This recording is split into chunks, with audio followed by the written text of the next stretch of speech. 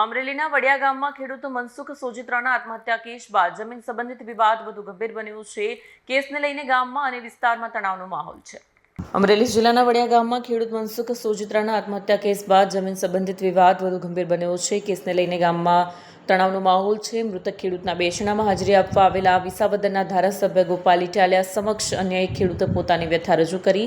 આ દરમિયાન મૃતકના કુટુંબી જીવરાજ સોજિત્રાએ જણાવ્યું કે મામલતદાર, પ્રાંત અધિકારી અને કલેક્ટરના હુકમ હોવા છતાં છેલ્લા 3 થી 4 વર્ષથી તેમની જમીનનો રસ્તાનો પ્રશ્ન હજુ સુધી ઉકેલાયો નથી. આ મુદ્દાને કારણે જમીન વિવાદ ફરીથી ચર્ચામાં આવ્યો છે.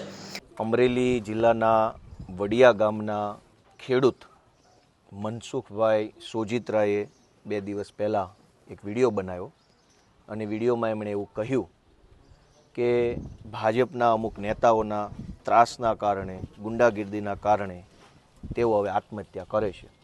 એમ કહી એમણે આત્મહત્યા કરી અને આજે તેઓ આપણી વચ્ચે નથી. ત્યારબાદ પરિવારજનો, મનસુખભાઈના પરિવારજનો, સમાજના આગેવાનો અને બધાએ એફઆઈઆર લખાવવા વડિયા પોલીસ સ્ટેશન ગયા. વડિયા પોલીસે પણ સ્પષ્ટ રીતે ના પાડી કે ભાજપના નેતાનું નામ એફઆઈઆરમાં નહીં લખીએ. કહેતા હોય તો કોઈ નાના મોટા આગેવાનોના નામ લખીએ, પણ જે આ આત્મહત્યા પાછળ જવાબદાર છે એમનું નામ નહીં લખીએ. આપણા અમરેલી જિલ્લાના વડિયામાં એક હિન્દુ ખેડૂત આત્મહત્યા કરે અને હિન્દુત્વના નામે ચાલતી આ આખી સરકાર જો કોઈ માણસને મરતા રોકી ન શકે તો એ બહુ દુઃખની બાબત છે. મૃતક મનસુખભાઈના કુટુંબી ભાઈ, બીજા એમનું નામ શું હતું, જીવ, એમણે પણ આ જમીનના રસ્તાના પ્રશ્ન બાબતે આજે હું જ્યારે અહીંયા આવ્યો તો બહુ દુઃખી સ્વરે એમણે મને કીધું કે મારે પણ રસ્તાનો પ્રશ્ન છે અને મારે પણ હવે આત્મહત્યા કરવી પડે એવો મારે અત્યારે મને લાગે છે.